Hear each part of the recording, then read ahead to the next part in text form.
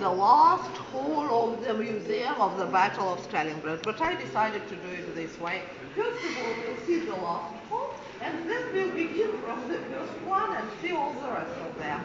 And sometimes I say that this is the hall of the gifts, presents given to Volgograd from other cities and countries, from different people. First of all, there is a chess table. A chess table. It is a gift from Luxembourg, and this is a precious gift, a very nice gift. And this is a bell from Hiroshima.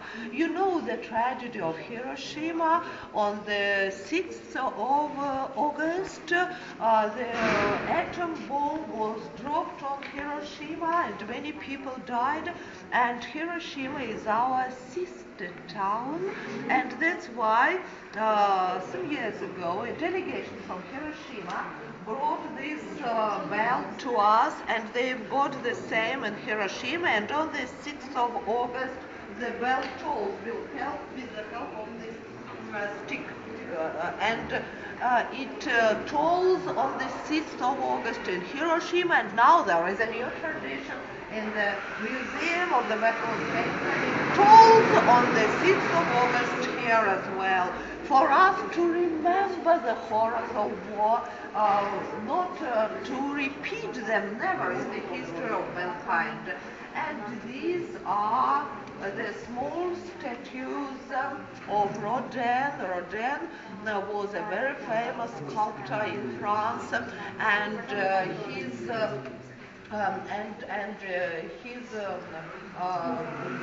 statues as Kiss and Spring, and these are authors' replicas. That's why they are very, very expensive, and once they were stolen from the museum, and then they were returned to the museum. So it happened in the Museum of the Battle of Stalingrad. There are very, very many gifts. It's impossible to tell you about everything, but the most important thing, first of all, is this. It's the letter from Roosevelt to the defenders of Stalingrad and the President of the United States of America. And this is the sword of King George VI. King George VI, the English king, he decided to send his sword to the defenders of the city. And the inscription on the sword was, "To the defenders of Stalingrad, hard as steel." And of course it was war, it was difficult to do this. And then, you know, there was the meeting between three leaders. You recognize them, Churchill, Roosevelt, and Stalin. And when they were to meet, King George VI said to Churchill, "Take this sword, you'll give it to Stalin, and then Stalin will give the sword to the citizens of Stalingrad."